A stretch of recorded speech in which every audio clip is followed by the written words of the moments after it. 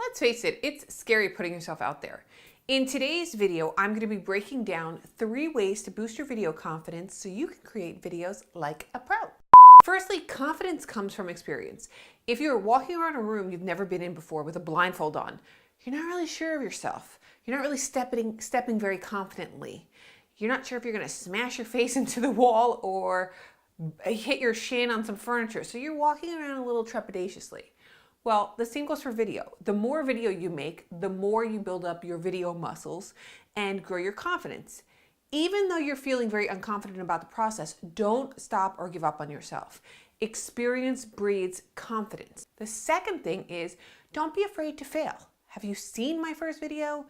If you let go of this idea that failing is negative and you start to embrace your failures as not failures at all, but opportunities to learn and do better next time, who cares if you fail?